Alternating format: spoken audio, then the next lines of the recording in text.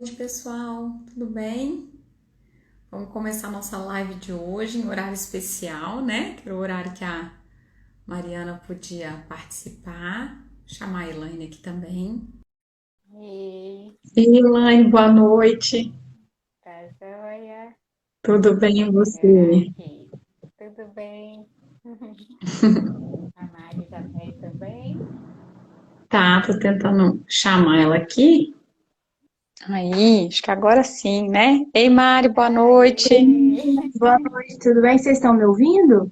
Sim, estamos sim. Uhum, tudo Eu bem. coloquei o fone, mas eu tô ouvindo vocês por aqui. Mas se estiver incomodando o som, vocês me avisam.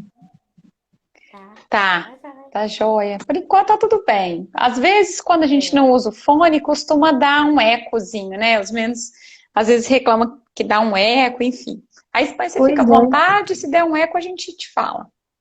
Eu tô com fone Bluetooth, mas não sei por que que o som de vocês não tá saindo no fone pra mim. uhum, Ah, tá. Você tá no computador ou você tá no celular? tem internet. Não. Não, mas tudo bem, não tá dando eco Tá agora. Então acho que tranquilo. dá pra gente ir É, tentando. Qualquer coisa, o pessoal avisa pra gente. Tá bom, qualquer coisa eu dou um jeito aqui. Porque tava conectado E certinho. Qualquer coisa eu troco de fone aqui, vocês avisam. tá joia. Então, Mari, isso, boa noite, bem-vinda, né, pessoal. aqui ao Instituto. A gente já conversa bastante. Que bom que você está nessa live com a gente. A gente queria agradecer sua participação, né, nessa live. Falar que a Mariana é gastroenterologista. Você quer se apresentar? Claro. Então, boa noite para todo mundo que está aí, que veio, né, que disponibilizou um tempinho aí dessa noite de terça para estar aqui com a gente. Eu sou gastro, eu sou formada em Minas, fiz residência de clínica em BH e residência de gastro na UFES aqui no Espírito Santo. Eu atuo como gastro no consultório e vim para agregar um pouquinho aí com vocês hoje. Uhum, isso aí. A gente vai falar de um assunto que é, né, assim, bem comum, né, cada vez mais, que é a esteatose hepática, e a gente vai conversar um pouquinho sobre o tratamento dessa doença, né? E antes que a gente começar a falar do tratamento, eu queria só te pedir, né, para explicar um pouquinho, conceituar essa doença, a relação que ela tem aí com a síndrome metabólica, e falar também um pouquinho do diagnóstico, como que é feito. Bom, então vamos lá. A esteatose, né, que a gente fala como esteatose, mas é conhecida popularmente como gordura no fígado, é uma condição, então, de acúmulo de gordura, né, entre os hepatócitos, eles que são as células do fígado. A gente tem uma relação muito importante dessa doença com a síndrome metabólica, né? Que eu vou lembrar um pouquinho aqui para vocês do que é, então. A síndrome metabólica é uma síndrome que aumenta o risco cardiovascular, ela está associada com diversos critérios, dentre eles diabetes ou aquela glicose muito alta, pressão alta, ou um paciente que já é hipertenso, aumento da circunferência abdominal, né? Levando a gente a pensar na obesidade, triglicéridos, colesterol aumentado, enfim. Todos esses critérios constituem essa síndrome que aumenta o risco cardiovascular, risco de eventos isquêmicos do paciente. Então, normalmente a gente vê.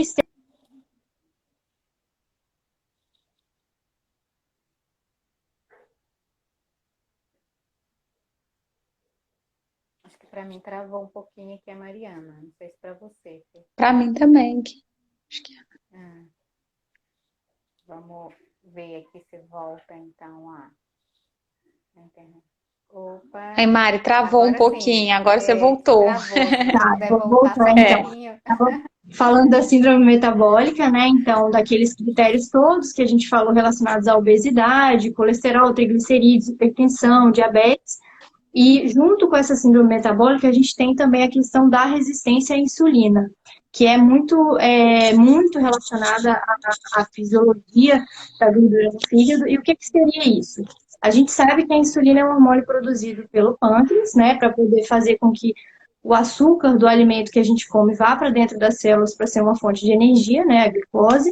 Quando a gente tem uma dificuldade na ação dessa insulina ou a quantidade não é suficiente, ela tem dificuldade para atuar, aquela mesma quantidade já não está sendo suficiente mais, a gente fala que a gente tem uma resistência à ação dessa insulina. Então, os pacientes, geralmente, que têm essa resistência, que habitualmente são aqueles diabéticos tipo 2, né? Eles vão ter um acúmulo maior de gordura no fígado. Então, todo esse cenário a gente consegue ver ele descrito na literatura, no perfil dos pacientes, até que chegam para o consultório, né, com a gente. Então, são perfis de pacientes que habitualmente vão ter uma síndrome metabólica, uma resistência à insulina, mesmo pacientes que não são obesos, tá? A gente tem literatura de relatos de resistência à insulina e pacientes magros que também têm uma incidência maior de gordura no fígado. Então, lembrar que não é só o paciente obeso, apesar dele ser o grupo mais comum que está relacionado com essa síndrome. Em relação ao diagnóstico, muitos pacientes chegam para mim no consultório perguntando: o fígado dói? Como é que eu sei que eu tenho gordura no fígado, né? Meu fígado está doendo? Então, assim, a gordura no fígado, gente, ela é assintomática, tá? A gente não tem nenhum sintoma específico que leve a gente a pensar em gordura no fígado. Habitualmente é um achado, tá? Às vezes o paciente chega por conta de uma dor abdominal a esclarecer, a gente vai investigar e muitas vezes a gente consegue descobrir através de um ultrassom, né? É sempre um achado mesmo. Claro que tem aqueles fatores todos que podem sugerir, que eu falei, mas não há uma evidência de que tenha sintoma que vai levar a isso. Então, geralmente é um achado através da ultrassonografia. A gente tem diversos métodos diagnósticos em literatura, mas mais para estudos mesmo. No dia a dia, o ultrassom abdominal ele é capaz de fazer esse diagnóstico para a gente. É um diagnóstico fácil, né? Um exame bem acessível, pouco invasivo. E exame de sangue, muitos pacientes perguntam também: eu consigo saber pelo exame de sangue? Olha, na maioria das vezes, o exame de sangue ele não vai estar alterado. Quando a gente tem aumento das enzimas do fígado, a gente já vai ter um grau, talvez, de inflamação ali maior.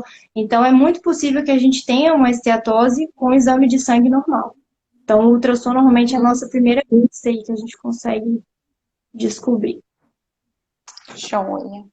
E em relação ao tratamento, Mari, você até falou uma questão aqui que eu lembrei, né, Elaine, de um trabalho que a gente fez, onde a gente avaliou principalmente justamente isso, né, as alterações metabólicas com o estado nutricional dentro de uma universidade particular. E, na verdade, quando a gente avaliou a composição corporal, aquelas, principalmente mulheres, né, que tinham IMC dentro da normalidade, não sei se a Elaine vai lembrar dados assim especificamente, mas que tinham um percentual de gordura elevado quando a gente fazia a bioimpedância, a análise da composição corporal, e elas tinham alterações metabólicas, né? Então, na verdade, quando a gente trata dessa, principalmente da síndrome metabólica, enfim, lógico que quanto maior o IMC, a tendência é que maior seja o tecido adiposo, obviamente, mas a gente pode ter indivíduos com IMC dentro da normalidade e com excesso de tecido adiposo. E aí eles já apresentam essas alterações metabólicas, né? Inclusive a resistência insulínica.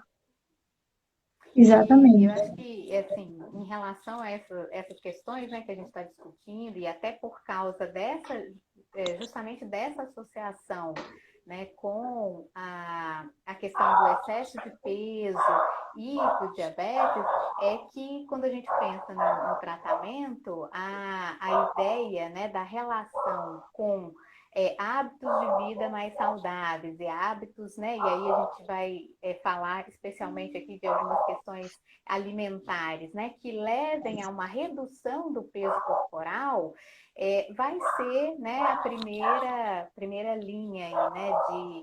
O objetivo do nosso objetivo, né? Isso, né?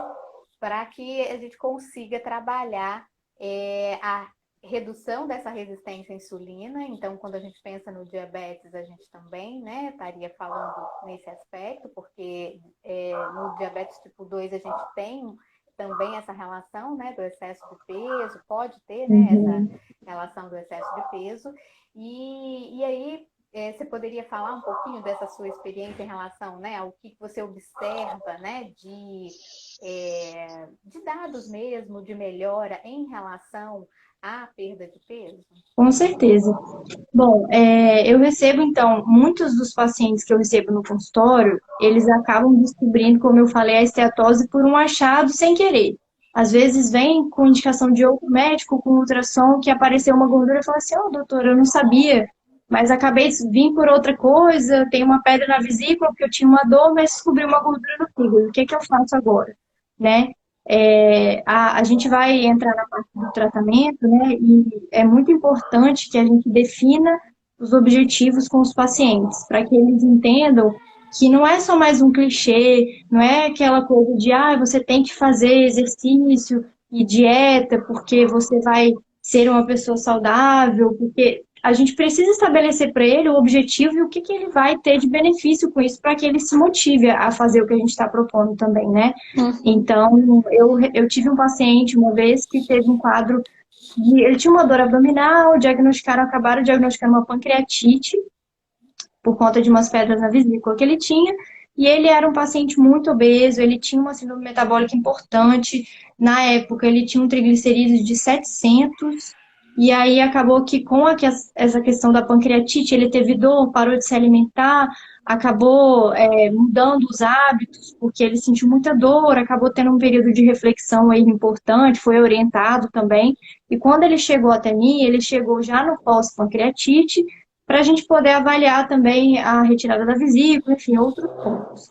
Mas aí eu conversando com ele teve umas mudanças de vida importantes e ele perdeu mais ou menos uns 8% do peso na época com a readequação da alimentação. Ele começou a fazer atividade física, que era uma coisa que ele não fazia, ele era um paciente sedentário, né, que é o perfil de muitos pacientes, né, com esse quadro. E aí ele já tinha tido uma melhora metabólica laboratorial, assim, vou nem falar da parte clínica, né? Que ele já estava conseguindo se movimentar, ele estava conseguindo se mobilizar, coisa que ele não conseguia fazer antes, e ele conseguia dormir, estava se sentindo muito melhor. Mas ele teve uma queda, ele tinha um triglicerídeos de 700 e caiu para metade, assim, perdendo 8% do peso. Então, assim, o risco cardiovascular desse paciente reduziu, assim, absurdamente a qualidade de vida, enfim, tudo que a gente pode pensar, o objetivo do tratamento a gente conseguiu e está conseguindo acompanhando esse paciente também. Eu queria aproveitar e comentar também, a gente estava falando sobre causas, né, e fisiopatologia da doença, sobre outras causas de esteatose, que às vezes as pessoas podem ter essa dúvida também, né? Será que é só a pessoa que tem síndrome metabólica? Será que é só obesidade, o diabetes, a resistência à insulina? Não. Essa é a causa mais comum, até pelo nosso estilo de vida atual, né? Alimentação, o padrão que a gente está vivendo, mas a gente tem sim outras causas. O álcool é uma causa importante, então a gente sempre tem que excluir o consumo de álcool, que é um consumo importante. Então, assim, quando a gente vai lidar com uma doença de fígado, a gente sempre tem que avaliar, será que é uma esteatose, é uma doença gordurosa não alcoólica? Porque se a gente tiver um consumo de álcool muito alto, o álcool por si só é uma causa de esteatose. Então, aí a gente acaba confundindo um pouco o diagnóstico. Então, num paciente que não tem síndrome metabólica, que não tem resistência à insulina, se ele for um etilista pesado, ele pode ter esteatose também pelo álcool, tá? O uso de medicamentos também a gente tem. E a dose de álcool que a gente acha na literatura seria até 20 gramas por dia mulher, até 30 gramas homem. O que isso reflete, né? O pessoal fica pensando, quanto que eu posso beber? Uma taça de vinho é mais ou menos uns 10 gramas de álcool. Então, seria até 2 taças de vinho para mulher, no máximo até 3 para homem. E se a gente for pensar desse lado, 25 gramas de álcool por dose. Aí já fica mais pesado, né? Mais complicado. Seria isso em relação às outras causas, assim, para a gente ficar atento e sempre tentar excluir todas as possíveis causas quando a gente recebe um paciente, né? Então, muitas vezes, eu recebo pacientes que vêm com mais de uma causa, né? O paciente não é o que está escrito no livro. Então, muitos vêm com síndrome metabólica, obesidade, resistência à insulina e tem um alto consumo de álcool também. O tratamento vai ser o mesmo para todos, lembrando isso que a gente está falando. Voltando lá na questão do... Pode falar, ela. é dessa relação, só para a gente voltar, para finalizar aquela parte, né, da perda de Tratamento. peso, que você, né, citou o percentual de 8%, né, que já teve essa melhora importante, e é isso que a gente vê, né, como resposta, né, que pode variar aí já de 5% de perda de peso, você já pode ter melhoras, inclusive de observações em níveis bioquímicos, né, com relação à esteatose, mas em linhas gerais se prefere ficar acima desse valor, né? E de 8 até 10% de perda de peso, para, digamos assim, a gente ter melhores resultados, né, em relação a essa questão da melhora da esteatose, né? E aí a gente está falando de todos esses outros aspectos aí bioquímicos que você colocou, da resistência à insulina, claro, E e para conseguir esses 10%, né, de perda de peso, é que entram então essas estratégias que a gente vai discutir aqui agora dentro desse tratamento, dentro dessa mudança de estilo de vida, né?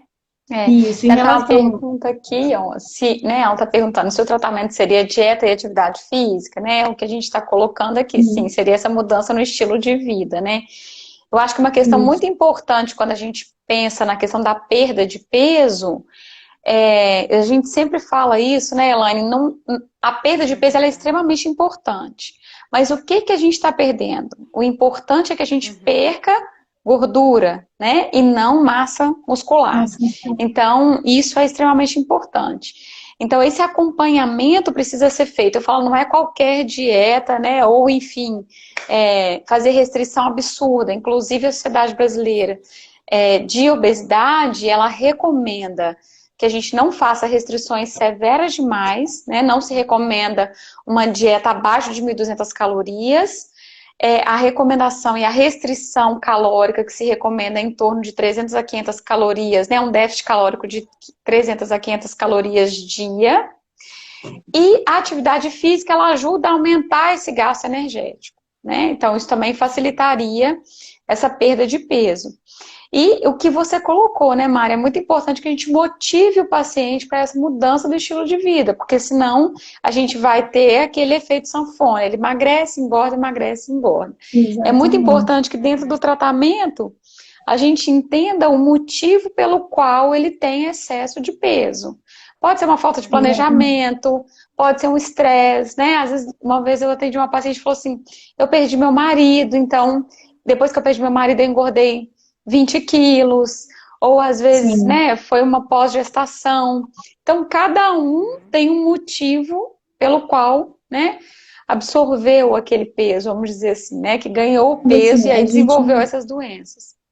a gente sabe que existe uma predisposição genética para essas doenças, por exemplo, um paciente diabético tipo 2, né?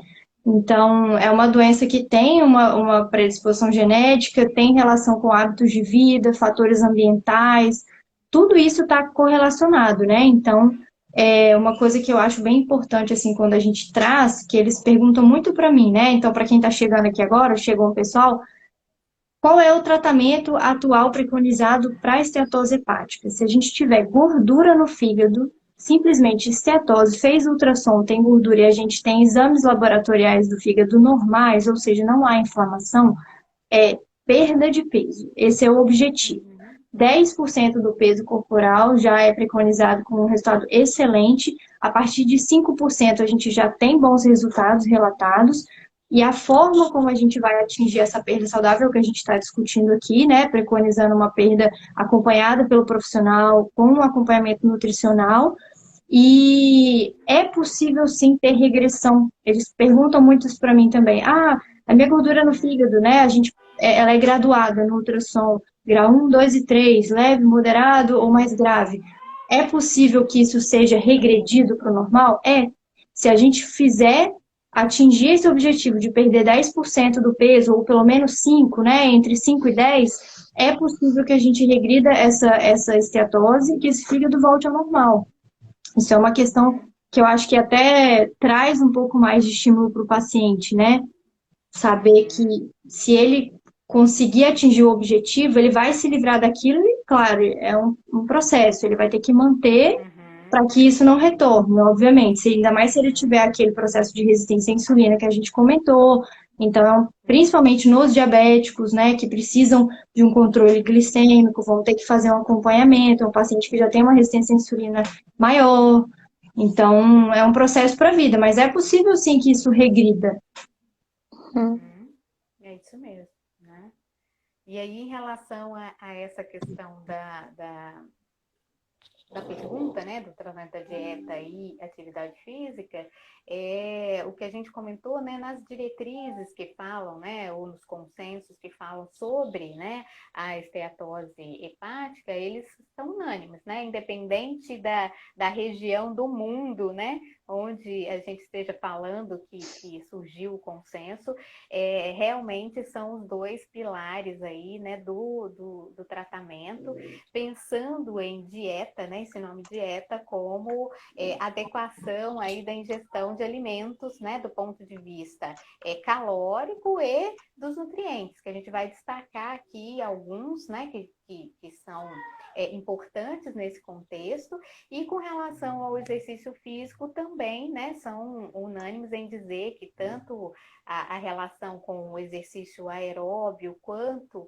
o exercício de resistência, né, no caso, o exercício de força, os dois fariam parte desse tratamento. E eu acho que tem tudo a ver com o que a Fernanda colocou, né? Ou seja, a gente pensa no aumento do gasto de energia fazendo exercício físico, e a gente vai ter os benefícios do exercício aeróbio, tanto do ponto de vista calórico, quanto melhora do sistema cardiovascular, né?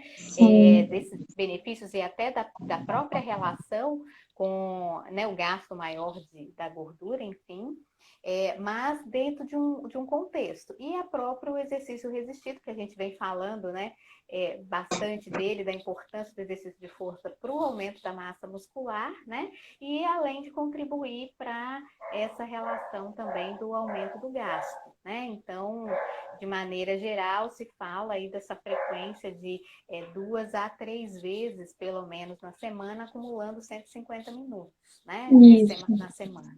Então, essa recomendação, acho que é legal também, assim, ter uma ideia, é claro, que precisa de acompanhamento profissional, tanto nutricional quanto do exercício físico, até para aproveitar mesmo, né, esse momento para melhora de diferentes parâmetros, né, do próprio organismo da pessoa, que porventura ele também precise, né, além dessa relação com a própria esteatose. E pensando no exercício, né, que você está comentando, então, nessa parte, 150 minutos, o que seria isso, né? Se a gente fizesse 30 minutos por dia, isso falando de exercício aeróbico, né? Para quem não sabe, o exercício aeróbico, exercício poderia ser uma caminhada, né? O que os conselhos recomendam, uma caminhada rápida, por exemplo, seria um exercício de moderada intensidade.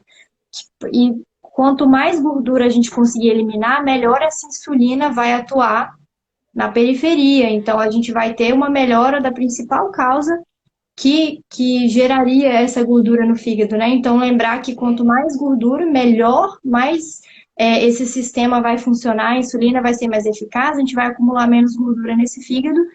E uma coisa importante, eles perguntam também para mim assim, se eu não tratar, o que acontece, né? Antes, a gente vai entrar na parte nutricional, né, que vocês vão falar, mais específica, mas o que será que acontece? Eu recebi uma pergunta, eu abri uma caixinha de perguntas, e eu recebi uma pergunta assim, gordura no fígado pode matar?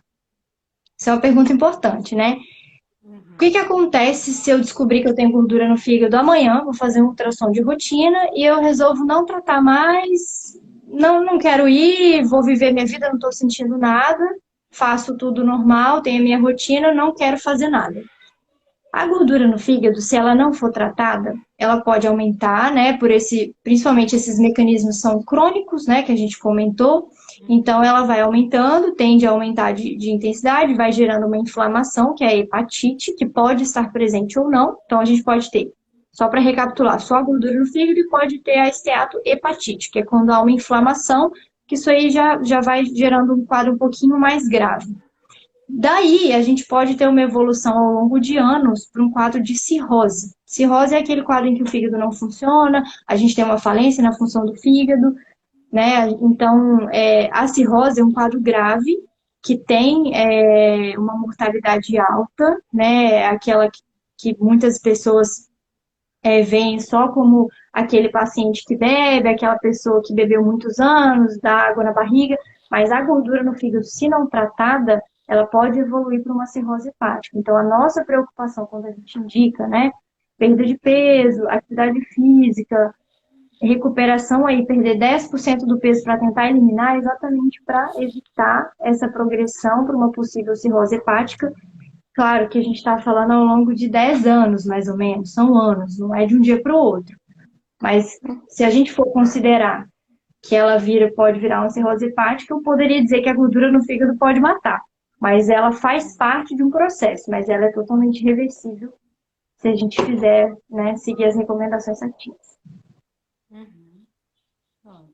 Aí eu queria que você falasse um pouquinho, então, da parte alimentar, quais são as recomendações, como que a gente pode lidar com isso. Uhum. A gente falou, né, um pouquinho da questão da recomendação calórica, né? Eu falei que em torno a gente não faz uma restrição muito severa, a gente normalmente vai trabalhando mesmo um processo de educação alimentar e nutricional. E aquilo que eu falei, é importante que a gente entenda o porquê da obesidade, né? E ajude esse indivíduo aí no ponto de vista prático a organizar a alimentação dele. A alimentação precisa ser planejada, quem vai cuidar disso, qual que é o dia da semana que ele vai se dedicar, né, para preparar essa alimentação. E aí, a dieta do Mediterrâneo, em termos de padrão dietético, né, quando a gente pensa, que alimento que pode ajudar? Então, a gente tem aí a dieta do Mediterrâneo, que é uma dieta que tem um padrão dietético, principalmente um perfil, onde ela prioriza um perfil de gordura monoinsaturada, baixa quantidade de carboidratos simples, né? Ela usa bastante frutas, legumes e verduras, então a gente aumenta a quantidade de fibra dentro dessa dieta, né? E também ela tem uma composição. Fenóis, Isso. antioxidantes, né? Bem Também faz interessante parte, né? também, né? Como a gente aumenta muito esse consumo de frutas, legumes e verduras, a gente tem esses compostos, né? Que tem um papel antioxidante muito importante dentro desse padrão dietético. Mas quando a gente vem para o guia alimentar para a população brasileira, tem até uma dieta do H-Core também, né? Que ela é mais voltada para a doença cardiovascular, mas ela é como se fosse uma adaptação da dieta do Mediterrâneo para o Brasil. Basicamente, o que ela usa? Ela usa muito os conceitos do guia alimentar para a população brasileira, que é, de fato, a gente priorizar os alimentos in natura, né? Então, Uhum. principalmente, priorizar alimentos de origem vegetais, então frutas, legumes, verduras, cereais, leguminosas, né? E a gente tem visto que a valorização das proteínas vegetais, a gente tem visto que isso melhora muito tanto as doenças cardiovasculares, Sim, a síndrome metabólica, a resistência insulínica, até também pelo consumo de fibras, né, que a gente tem dentro dessa Sim, alimentação. facilita, né? Então, em termos de padrão dietético, seria isso, né? E eu falo assim, sempre Uhum. a gente não precisa inventar a roda, né? A alimentação, quanto mais simples, melhor, eu acho. Ela tem que ser prática, fácil, tem que caber dentro da rotina do indivíduo. E com não o certeza, indivíduo caber dentro da rotina da alimentação, né? Então, com normalmente a certeza. gente tem que fazer o contrário. A alimentação tem que caber dentro da rotina dele. Então, É. cada E um vai ter uma rotina E vocês específica. A gente têm precisa adaptar alguma isso. dica, assim, para a gente dar para o pessoal em relação eu não tenho muito tempo, eu quero cozinhar em casa, o que que eu posso usar para cozinhar que seria uma opção menos pior, talvez, né? Porque às vezes a gente não vai, eu falo isso muito no consultório, nem sempre a gente vai ter o ideal, né? Às vezes a gente tem uma paciente, principalmente mulher, que tem filhos, e aí ela tá naquela correria do dia a dia, trabalhando com pouco tempo. Então, assim, ela quer uma coisa prática, mas ela quer tentar tomar melhores decisões. Vocês teriam algumas Uhum. dicas sobre como cozinhar, assim, o que que ela poderia usar, até como fonte de gordura, porque isso eu acho que é uma dúvida que muitas pessoas têm. Qual seria a fonte melhor, né? Cada hora um é o vilão da vez, então às vezes surge essa dúvida.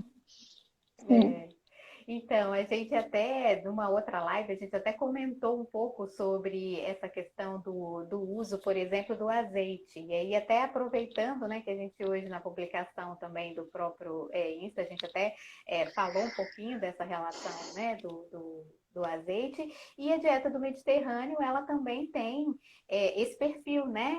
Do uso, né, do azeite enquanto um tipo de lipídio importante dentro desse processo, e os consensos ele coloca que um dos efeitos, né, ou uma das abordagens aí desse benefício da dieta mediterrânea é justamente ter lipídios de boa qualidade. Então, seria a redução dos lipídios saturados, né, e aí a gente tem normalmente esses lipídios mais saturados que seria na gordura mais animal, especialmente, então a banha, né, que a gente vê que ainda existe um hábito grande do uso, né, da banha de origem animal enquanto gordura para o preparo das refeições.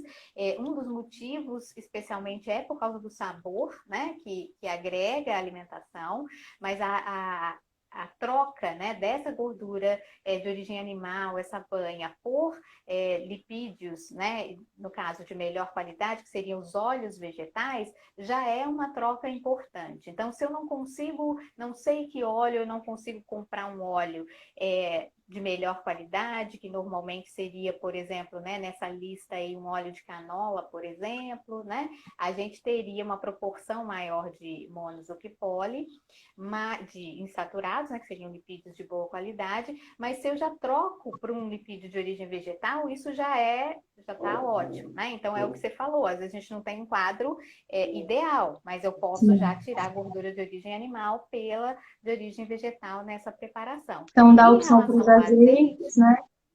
Pode contar. isso. E aí, em relação ao azeite, eu acho que é legal a gente pensar nas preparações em que a gente aproveite mais essa qualidade do azeite, ou seja, a gente deixar mais para o final do processo de preparo, né, esse azeite, para a gente poder deixar ele, não queimar esse azeite, né, porque às vezes quando você faz a fritura, você aquece muito o azeite e aí o ponto de fusão do azeite ele é mais baixo, ele se queima com muita facilidade, né? Então, quando a gente associa no preparo da refeição, em refeições mais rápidas, que vão ao fogo por menor tempo, a gente pode utilizar esse azeite enquanto método, né, de cocção, ou agregar esse azeite ao final das preparações, ou nas preparações frias, né, no próprio saladas, que é muito comum, né, a gente ver esse uso, ou até mesmo em outros momentos do dia, como em torradas, né, que às vezes as pessoas também gostam de utilizar um azeite saborizado como uma torrada, né, então a gente também pode ter essas opções em relação, especialmente falando aí dos óleos, né, E eu de maneira geral, né. tenho uma polêmica para jogar aqui agora para vocês, hein? E o óleo de coco? O óleo de Sobre o coco. óleo de coco. Aí, ó. Polêmica. O óleo de coco, né, na verdade, quando a gente pensa em gordura cardiovascular, principalmente em doença cardiovascular, não há evidência nenhuma desse efeito na doença cardiovascular do óleo de coco. Na verdade, a composição dele, em sua maior parte, quando a gente pensa em ácido graxo, ele tem na maior parte o ácido láurico. E quando a gente pensa principalmente, né, em dislipidemia, o ácido láurico, ele é um dos ácidos graxos com maior efeito hipercolesterolêmico. Quando a gente compara, por exemplo, com o mirístico e o palmítico que tem na manteiga, ou às vezes que tem no chocolate, né, no leite, principalmente. Então, ele não é recomendado, né? Eu vou polemizar mais ainda. Não é recomendado para colocar no café, não é recomendado para colocar, para cozinhar. O que eu falo sempre assim é que podemos usar todos os tipos de gordura? Podemos usar. Mas no dia a dia, na cocção de alimentos de forma geral, né, na nossa rotina, deve-se utilizar os óleos vegetais. Então, como a Elaine falou, são duas coisas que definem aí o melhor óleo para cozinhar. É o ponto de fumaça desse óleo, e normalmente o azeite é um óleo que tem um ponto de fumaça mais baixo, por isso que a gente utiliza ele nas preparações, principalmente para finalizar, né, ao final, para que ele não fique ali elevando muito a temperatura e perdendo a propriedade que ele tem, ou em preparações frias. E o óleo de canola, que de fato ele tem no seu perfil lipídico uma quantidade maior de gordura monoinsaturada. Quando a gente pensa em fritura, né? E aí se falando de esteatose hepática, a gente deve evitar, né? Mas, enfim, o óleo aí que aguenta uma temperatura maior é o óleo de soja. Então, o que seria essa recomendação? Se a gente puder, Ótimo. hoje, eu falo assim, no supermercado, o óleo de soja, lógico, ele é mais barato, né? Tudo mais Mas quando acessível. mais acessível, mas quando a gente compara milho, girassol e canola, hoje o valor é igual. Então, entre os três, é melhor que eu utilize o óleo de canola, tá? Agora, assim, Eu acho eventualmente, que numa em relação. preparação, um bolo, por exemplo, que você comer eventualmente, não tem problema você usar um óleo de coco, ou às vezes na preparação de frutos do mar, mas sempre, né, em qualquer tipo de gordura, a gente deve usar, tentar reduzir esse consumo, né, de forma geral. Uhum. E eu acho E aí, já que a gente está importante. falando de. Pode falar. Não, eu só ia pontuar uma coisa. Eu acho importante, eu pedi Uhum. para vocês falarem sobre óleo de coco, porque é uma coisa que foi falado muito na mídia como algo benéfico para a saúde, e não Não necessariamente é? até por questão de sabor mesmo, assim. Claro que É. vai ter gente que gosta e tal, porque tem gostinho de coco, mas Uhum. ele é vendido, a ideia, como sendo um óleo saudável para melhorar a saúde da, né, cardiovascular ou o perfil metabólico, e é exatamente ao contrário. Então, por isso que eu quis Uhum. pedir para vocês falarem um pouquinho sobre isso. É, é isso mesmo. Mas eu acho que até aproveitando que a gente está falando de lipídios, e a gente até colocou numa caixinha de perguntas lá no Insta também sobre o ômega 3, eu acho que vale a pena, né, Fê, a gente falar Uhum. sobre isso também, né? Que em relação às respostas, a maioria dos que responderam colocariam, né, o ômega 3 como uma alternativa, né, para colaborar, né, Sim. na relação da esteatose, né? Você queria falar alguma coisa, Mariana? Eu ia comentar sobre isso, então. Uhum.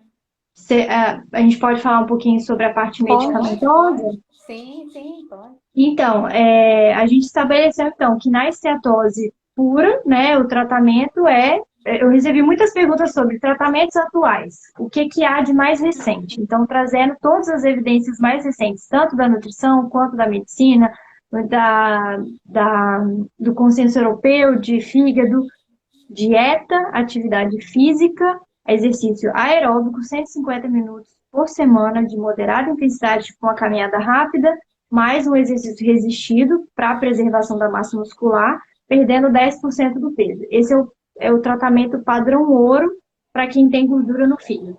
Se a gente tem uma inflamação, que aí vai ser a esteatohepatite, né? A gente vai ter aumento das enzimas do fígado, já um padrão mais inflamatório, um quadro um pouquinho mais grave, mesmo que seja assintomático, os estudos, eles trazem algumas informações, mas ainda assim há muitas dúvidas. Alguns estudos trazem informações sobre o uso da vitamina E, outros estudos trazem algumas informações sobre o uso das glitazonas, que são medicamentos que melhoram a sensibilidade da insulina, são medicamentos para diabetes. Tá? E o ômega 3, né, também é citado. O que a gente sabe hoje? A vitamina E ela pode ser utilizada em alguns casos de hepatite relacionada à esteatose, mas ela tem algumas restrições ao uso. Há uma preocupação muito grande com intoxicação, porque ela é uma vitamina lipossolúvel, né? Então, essas vitaminas têm uma chance maior de intoxicação. Então, assim, elas podem ser utilizadas, mas mesmo assim, na prática clínica, a gente vê que isso é pouco utilizado. A gente tem pouco manejo disso. E não há uma recomendação para que ela seja usada em diabéticos, ela não deve ser utilizada. E como eles são um grande grupo de pacientes, então acaba que há recomendação, mas a gente usa menos, assim. A pioglitazona, que é um medicamento para diabetes, também teve uns estudos, foi o que teve o melhor resultado em alguns estudos para esteatohepatite, tá? Principalmente em pacientes diabéticos, né? Considerando que é um medicamento que melhora o perfil de sensibilidade da insulina, e a gente falou lá no início que a insulina tem uma relação muito grande com a formação da gordura no fígado. Então, se a gente melhora o funcionamento dessa insulina, a gente vai melhorar esse processo, perdendo o peso e fazendo todas essas medidas, a gente vai ter uma boa resposta. Mas não há uma indicação de usar a pioglitazona para todo mundo que não é diabético, então as indicações são bem pontuais, e principalmente com o endocrinologista fazendo um acompanhamento conjunto também. Em relação ao ômega, os estudos mostram que ele tem um benefício muito grande na síndrome metabólica, isso já é bem consolidado, né? A gente já sabe. Na hipertrigliceridemia, inclusive, as recomendações de uso são de doses até mais altas do que as doses da população geral, né? 3 a 4 gramas, dependendo É. do nível do triglicerídeos do paciente. Mas para a esteatose especificamente, se a gente for basear em estudo mesmo, eles não trazem assim um benefício exclusivo na esteatose, mas tem benefício na síndrome metabólica, na hipertrigliceridemia. Inflamação. É a mesma coisa das estatinas, por exemplo. As estatinas não são contraindicadas, tá? O pessoal pensa às vezes que não pode usar, problema no fígado, não há contraindicação, elas podem sim ser utilizadas. Inclusive, para quem tem hipercolesterolemia associada nessa mesma ideia, elas estão indicadas sim, mas se você for olhar, não há uma recomendação assim, estatina para gordura no fígado. Ela está indicada na síndrome que aparece junto. Mas Uhum. nos meus pacientes, a questão do ômega, eu sempre utilizo, eu acho que é uma recomendação importantíssima para a gente, né, utilizar, é uma gordura de boa qualidade, então eu utilizo. A vitamina E e as glutazonas, que são indicações muito pontuais, a gente vê menos casos de hepatite mais grave também, então acaba que ficam mais reservadas para esses casos. Uhum. É. E eu acho que é justamente isso, né? A alimentação rica, né? E assim, com alimentos fontes, né? De ômega, porque está dentro, porque não existe uma recomendação específica, né? Só para a questão da gordura no fígado, né? Do ômega, mas de pensar mesmo nos benefícios gerais em relação à síndrome, né? Ou de outras questões aí ligadas à saúde, né? Quando a gente pensa, né, no ômega propriamente dito mesmo, né? Como já colocou, né?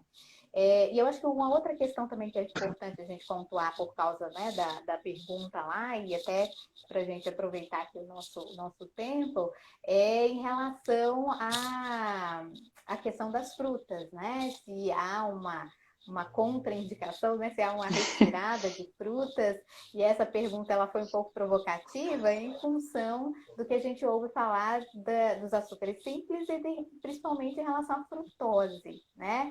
Então, eu acho que é interessante a gente discutir isso, e a gente já começou falando, né, que os hábitos que o guia, ele recomenda, então, né, a diminuição do nível de processamento, e a gente sabe que quanto mais processado o alimento, especialmente a gente está falando dos ultraprocessados, a gente está aí falando de alimentos com possibilidade de ter um alto teor de açúcar, e entre esses processados, um dos tipos de açúcar é a frutose adicionada nesses alimentos ultraprocessados, né?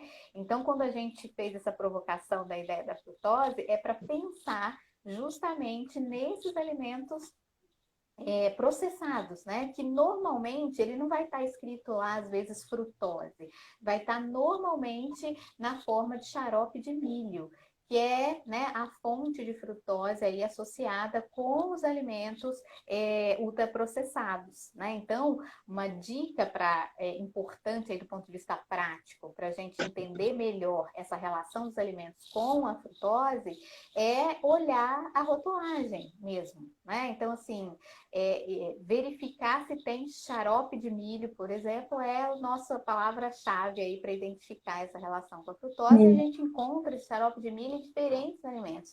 Cereais, né, matinais, por exemplo, barrinhas de cereais, os sucos industrializados, especialmente Bebidas, na né? forma de néctar, as bebidas, né, de maneira geral, açucaradas, Açucaradas. né, que a gente vê no mercado, e até mesmo outros produtos, até na linha de molhos, a gente vê bastante usando, né? O próprio ketchup. Então, a gente vê vários alimentos ultraprocessados que têm a frutose associada. Então, a gente tem que ter medo, né? E tem que reduzir, né, se possível, eliminar essa frutose associada aos alimentos ultraprocessados, né?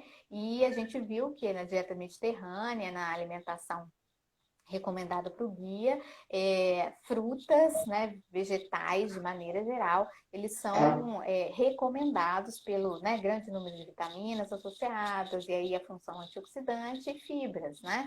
Então, a gente precisa valorizar, sim, as frutas na nossa alimentação, Com né? certeza, diferenciar, né? Então, não criar esse terrorismo com as frutas, né? A fruta, a frutose, ela não é a vilã, a frutose natural da fruta. A gente precisa E, ter essa noção de separar, né? E tentar comer comida, né? Eu falo isso para meus pacientes, vamos comer comida. Porque uma coisa que eu acho bem legal para pontuar que eu estava pensando aqui não é perder peso a qualquer custo. O objetivo, eu tô Sim. com gordura no fígado, eu vou parar de comer, vou perder 15 quilos e vai resolver. Não é.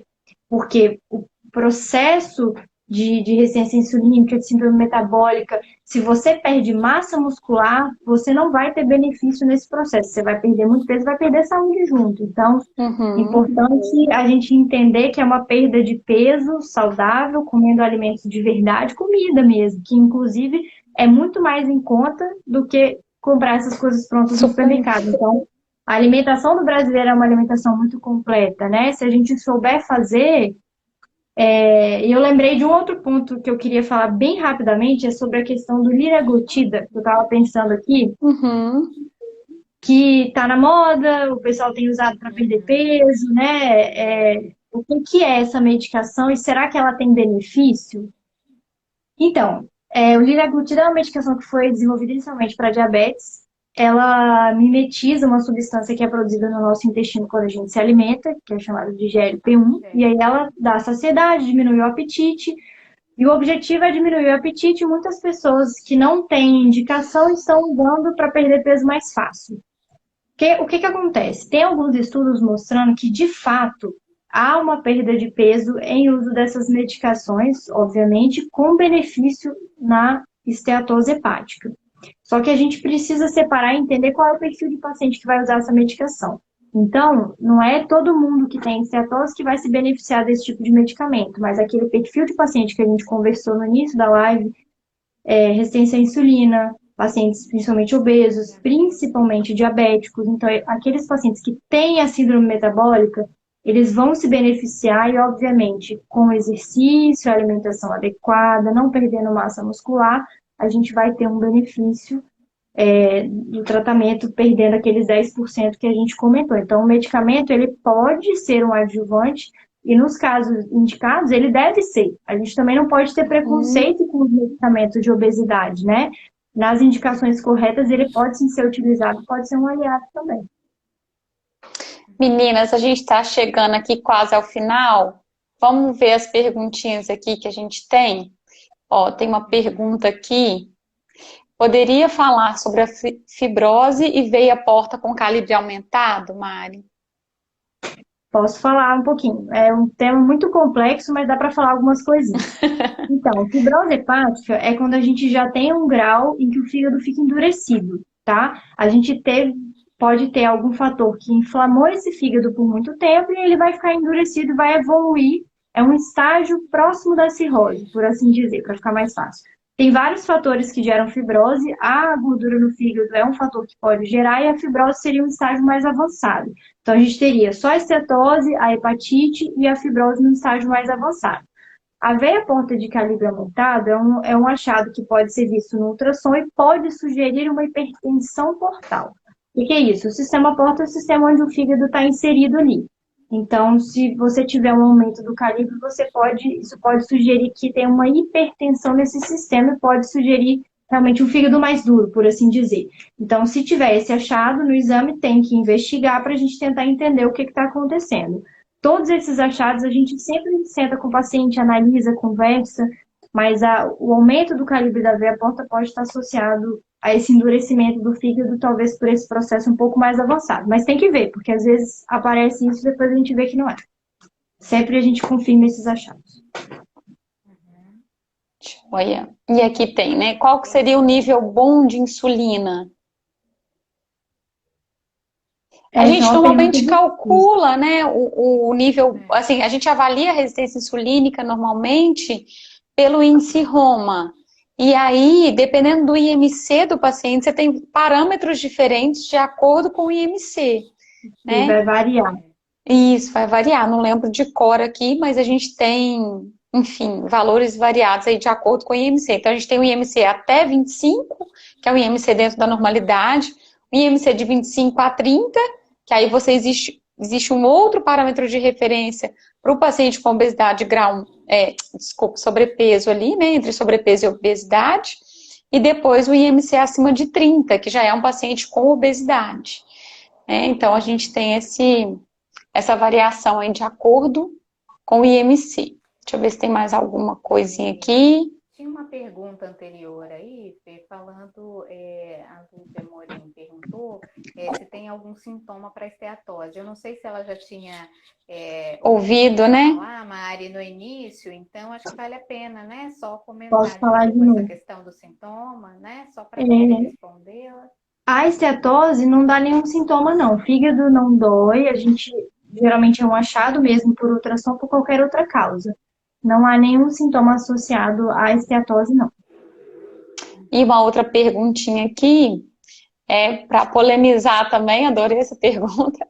A farinha branca, cortar a farinha branca, ajuda quem está com gordura no fígado? Normalmente a gente não vê essa associação, né? Na verdade, o que a gente orienta é uma quantidade adequada, uma distribuição, né, adequada entre carboidrato, e a farinha branca entraria aí, né, nesse componente do carboidrato, lipídio e proteína. Enfim, não há evidência de que cortar, né, o glúten ou a farinha branca, isso melhoraria a esteatose hepática. Não tem nenhuma evidência científica em relação a isso. Quando a gente compara, né, a farinha, no caso branca, que seria essa refinada, com a integral, obviamente que a gente está falando de uma farinha que tem um pouco menos, né, da fibra, de outras partes do grão, né?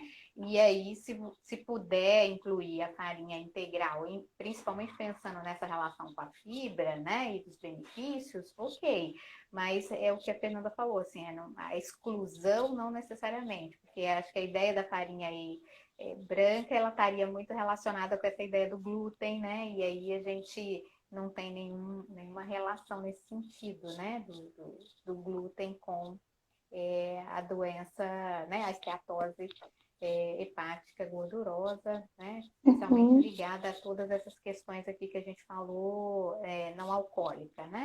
E falando sobre o glúten, rapidinho para pegar o gancho, não há nenhuma recomendação. É porque eu não consigo. Quando fala do glúten, eu não consigo. Você fica nervosa, né, Mari? Eu fico. Então, o que acontece? É porque a gente está numa época de demonizar muitos alimentos e colocar, né? Já foi o ovo, agora o glúten, óleo de coco.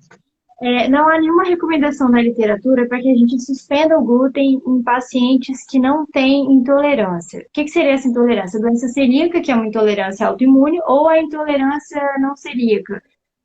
Fora isso, o fato de ter um pouco de distensão, se for uma coisa discreta, não indica a retirada do glúten. A retirada do glúten não faz perder peso, não existe essa associação. A gente precisa, né? O glúten, ele é uma proteína importante. Então, assim, se a gente retira, a gente acaba gerando ali uma possibilidade de uma intolerância futura. Então, mesmo para fazer o diagnóstico de quem tem doença celíaca, precisa estar em contato com o glúten para a gente ver o processo inflamatório. Então, não retirem o glúten espontaneamente, porque não há nenhuma indicação de que isso vai ter benefício, viu, gente? Perda de peso. Porque a troca, né, assim, dos alimentos sem glúten também vai gerar uma demanda de troca de alimentos, de preparações culinárias, né, diferentes, e a pessoa ela também tem que estar disposta, né, a todas essas questões, caso não tenha realmente a indicação. No caso, quando a indicação da intolerância, aí realmente é uma troca necessária, e isso, né, pode ser feito também de uma maneira mais adequada, né? Uma outra questão que eu acho que é bacana a gente comentar em relação ao glúten, que normalmente são produtos que estão na moda, né? Mas um trabalho que a gente fez também, né, avaliando principalmente os ingredientes que tinham em produtos sem glúten e produtos tradicionais com glúten, né? Então, por exemplo, pegava um creme cracker sem glúten e um creme cracker com glúten. O creme cracker sem glúten, ele tem mais conservante, enfim, né, emulsificante, porque o glúten tem essa propriedade, ou seja, ele tem mais produto químico, normalmente, do que os produtos tradicionais. Então, também isso é uma outra questão que a gente deve... no final das contas, né? E é muito mais caro no final também, né? É um produto bem mais caro porque está na moda. Então, também é uma coisa para a gente pensar.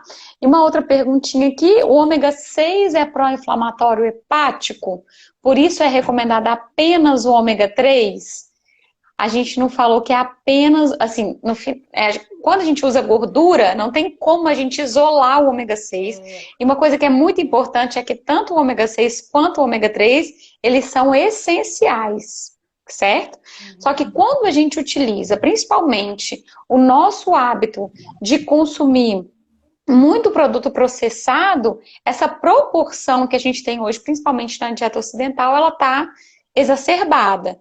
Mas os dois são importantes, porque eu sempre falo assim, a resposta inflamatória, ela é necessária, ela tem que acontecer, né? Agora, quando ela é exagerada, quando ela é exacerbada, é que não vale a pena.